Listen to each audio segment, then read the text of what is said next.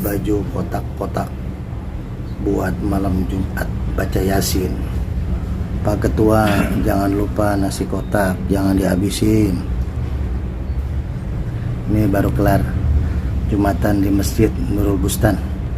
Insyaallah nanti sebentar lagi merapat ke Masjid Al-Mu'min, ke Guru Pantun Harjamukti. Hatur nuhun. Assalamualaikum warahmatullahi wabarakatuh.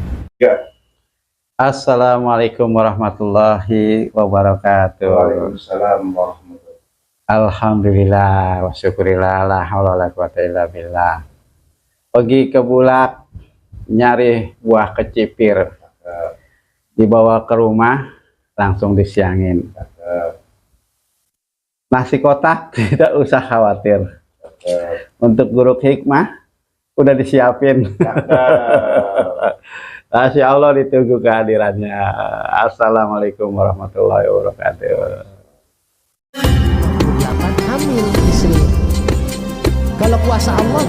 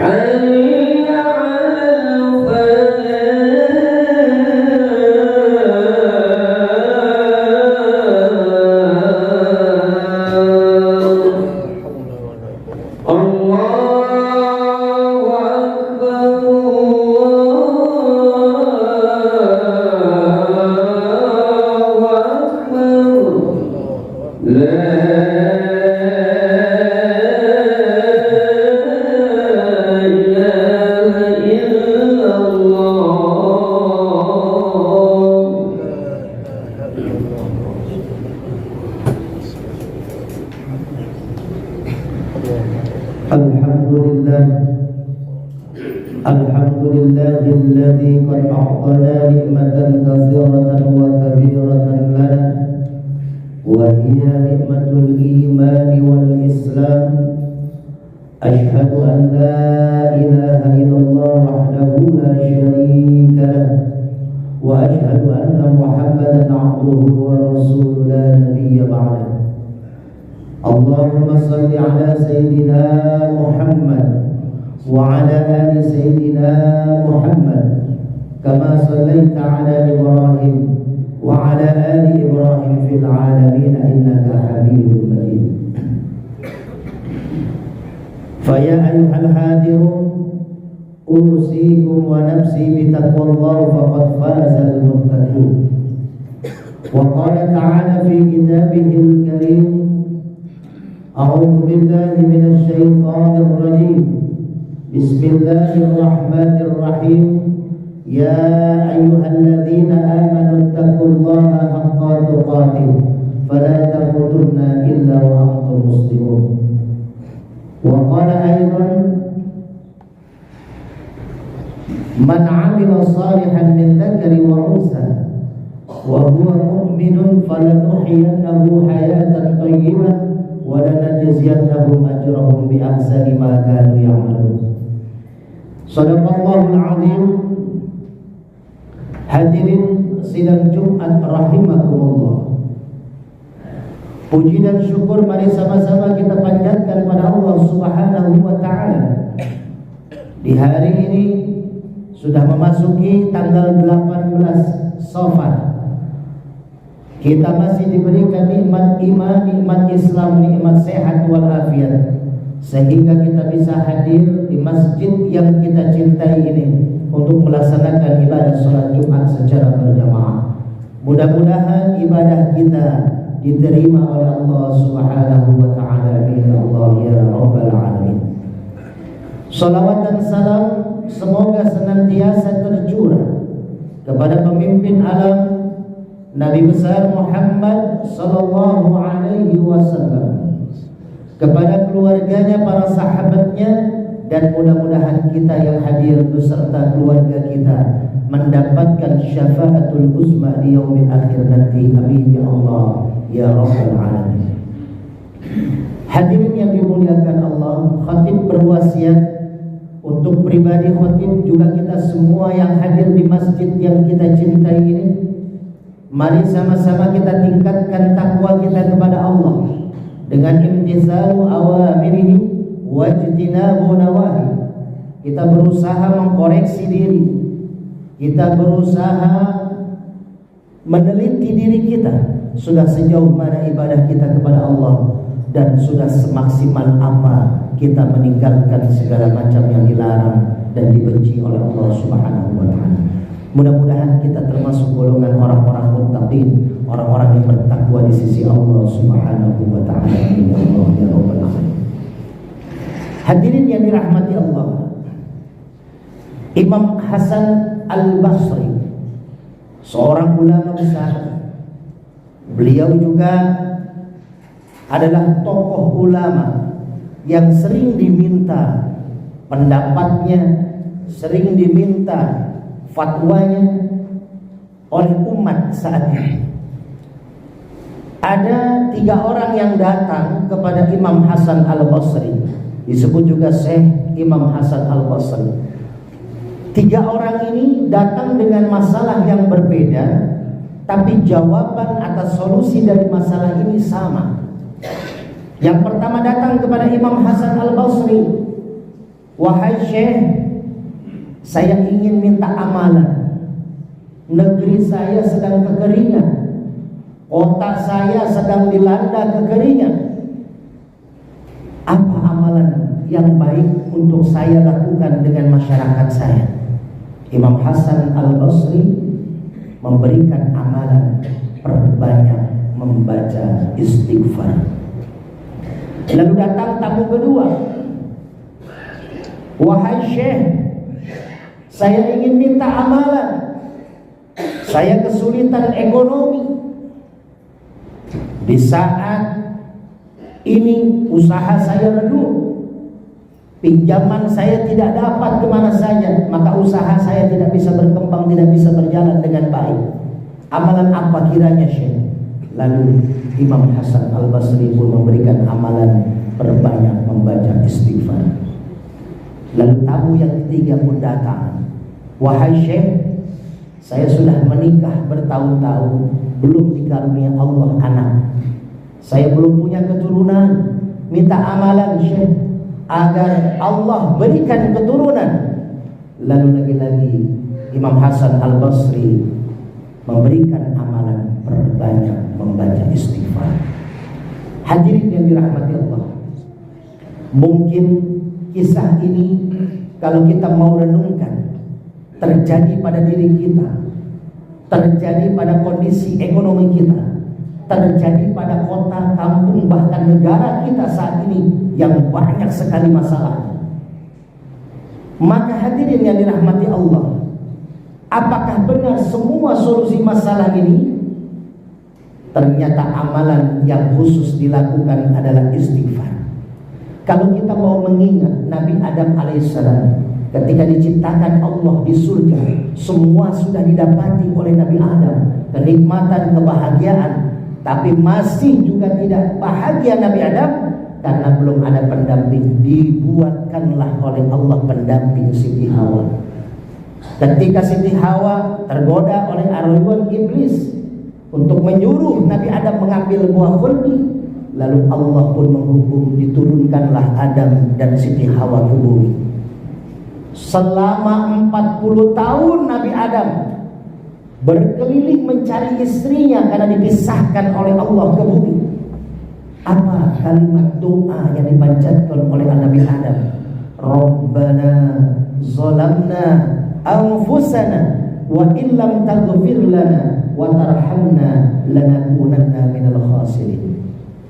Ini doa Nabi Adam selama 40 tahun berkeliling minta ampun oleh Allah, minta ampun kepada Allah, lalu minta dipertemukan dengan istri tercintanya. Ternyata 40 tahun ini Allah mengabulkan doa Nabi Adam dan memaafkan kesalahan Nabi Adam.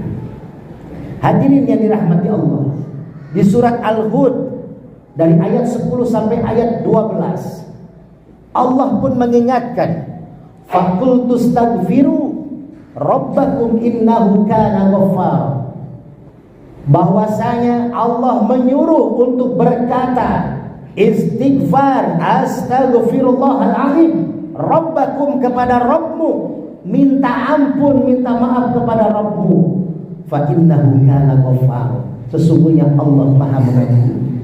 Kalau kita punya salah terhadap orang tua kita, lalu kita pengen minta modal dagang sama orang tua kita, kalau kita belum dimaafkan, niscaya orang tua pun berat untuk membantu modal kita. Kalau kita pengen naik gaji, naik jabatan, tapi bos kita masih marah sama kita, belum memaafkan kesalahan kita, maka niscaya berat kita mau naik jabatan dan mau naik secara keuangan kita di kantor kita. Maka hadirin yang dirahmati Allah, ini 3 hal yang semuanya bisa kita lakukan dengan istighfar. Sekarang bangsa kita sedang luar biasa kesulitan, seluruh pedagang mengeluh sulit, orang kerja di sana sini sulit, peraturan gampang dirubah asal kemauan keinginan daripada satu golongan saja. Lebih tidak mengutamakan kesejahteraan rakyat, tidak melihat mana yang kebutuhan rakyat, mana yang untuk kemanfaatan rakyat. Kalau kita mengeluh, kemarin saudara kita sudah turun ke jalan ingin mendapatkan keadilan, maka kita yang tidak turun ke jalan, mari perbanyak istighfar. Kita mohon ampun kepada Allah. Mudah-mudahan dengan istighfar yang kita lakukan, Allah memaafkan bangsa kita, Allah memaafkan pemimpin-pemimpin kita yang sudah zalim, dan Allah jadikan pemimpin yang lebih baik ke depannya untuk kita bangsa Indonesia. Hadirin yang dirahmati Allah, ada juga pengalaman istighfar yang pernah ditemui oleh Imam Ahmad bin Hanbal. Ada 4 tokoh ulama besar yang menjadi panutan bagi umat Islam di dunia. Yang pertama Imam Hanafi. Imam Hanafi punya murid Imam Maliki. Imam Maliki punya murid Imam Asy-Syafi'i. Imam Asy-Syafi'i punya murid Imam Hambali. Imam Hambali juga dikenal dengan Imam Ahmad bin Hanbal. Beliau orang yang amat soleh, beliau orang yang amat cerdas. Imam Asy-Syafi'i dengan Imam Hambali saling menghormati dan saling menyayangi. Satu saat Imam Hambali mendapat petunjuk mimpi, disuruh oleh Allah untuk berangkat dari kota Baghdad ke kota Busra. Beliau tinggal di Baghdad, disuruh menuju kota Busra. Perjalanan lumayan jauh, berjalan kakilah Imam Ahmad bin Hanbal atau Imam Hambali dari Baghdad ke Busra. Sampainya di Busra, beliau lelah. Beliau mampir ke satu masjid, mau istirahat di masjid tersebut. Ingin istirahat sejenak dan besok kembali dia perjalanannya. Tapi ternyata pengurus masjid mengusir Imam Ahmad bin Hanbal. Pengurus masjid ini tidak tahu Imam Ahmad bin Hambal yang ada di masjid itu, dia tidak mengetahui bahwasanya beliau adalah ulama besar. Orang-orang di Busro tahu siapa Imam Ahmad bin Hambal, tapi tidak pernah melihat. Pengurus masjid ini mengusir Imam Ahmad bin Hambal dari masjid, tidak boleh tidur di situ. Lalu ketika Imam Ahmad bin Hambal sedang keluar dari masjid, ditemani oleh pengurus masjid, lewatlah tukang kue keliling malam-malam. Dia melihat ada 2 orang di masjid, lalu dia hampiri. Ada tamukah ini? Kata si penjual kue. Kata DKM masjid, ini ada musafir ingin nginap di masjid, tapi kami larang. Lalu penjual kue ini menawarkan, kalau bapak mau, bapak tinggal di rumah saya, nginep di rumah saya, besok lanjutkan perjalanan. Si penjual kue pun tidak tahu ini adalah ulama besar. Tapi semua orang di Busro tahu siapa Imam Ahmad bin Hambal, tapi tidak tahu bagaimana wajahnya. Akhirnya Imam Ahmad bin Hambal tidur di kediaman si penjual kue. Rumahnya sederhana, karena penghasilan penjual kue keliling paling hanya untuk makan dan keluarganya. Tapi tidak nampak oleh Imam Ahmad bin Hambal kemiskinan dan kekurangan. Yang tampak di dalam benak Imam Ahmad bin Hambal, si penjual kue ini sangat bahagia hidupnya.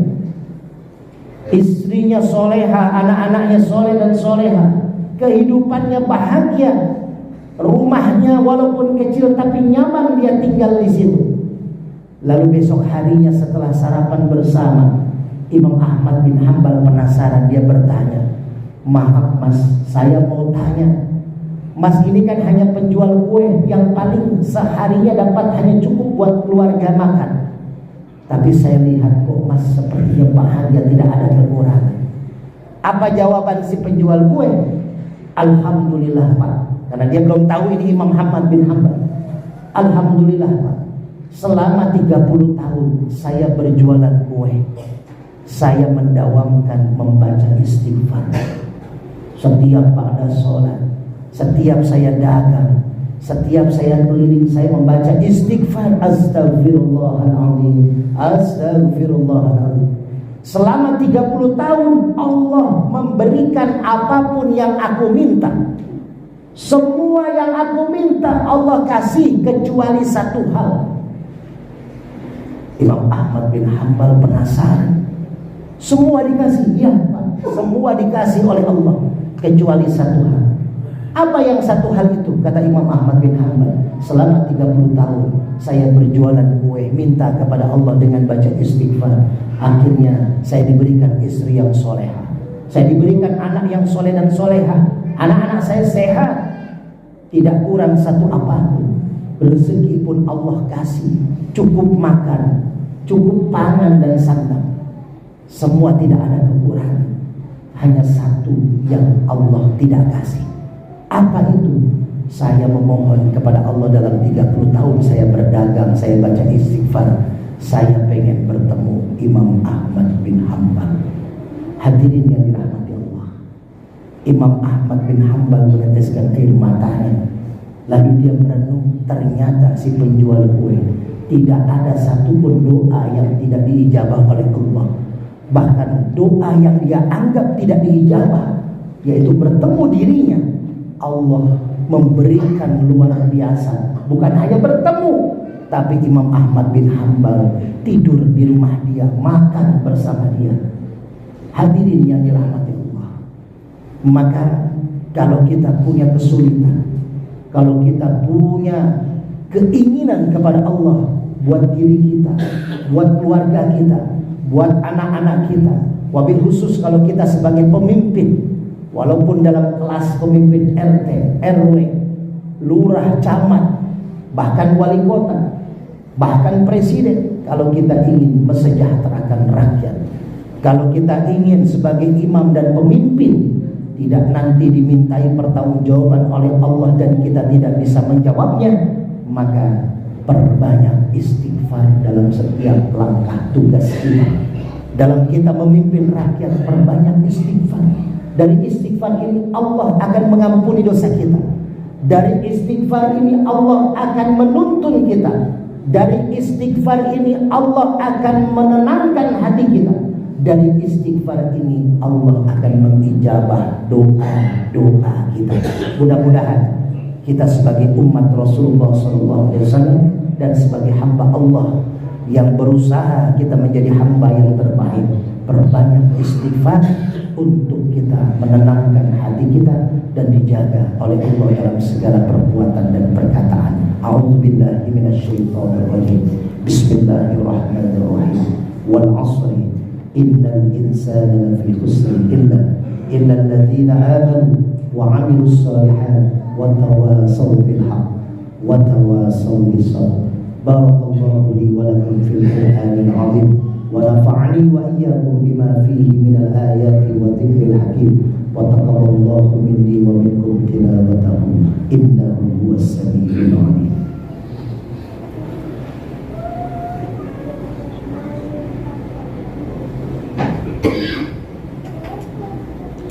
Alhamdulillah nahmaduhu wa nasta'inuhu wa nastaghfiruh wa na'udzu billahi min shururi anfusina wa min sayyiati a'malina may yahdihillahu fala mudilla lahu wa may yudlil fala hadiya lahu ashhadu an la ilaha illallah wahdahu la syarika lahu wa ashhadu anna Muhammadan 'abduhu wa rasuluhu la nabiyya ba'dahu. فيا أيها الحاضرون أوصيكم ونفسي بتقوى الله فقد فاز المتقون.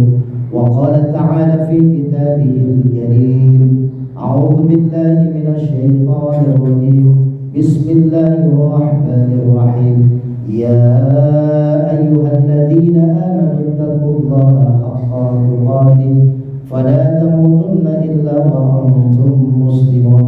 وقال تعالى إن الله وملائكته يصلون على النبي يا أيها الذين آمنوا صلوا عليه وسلموا تسليما.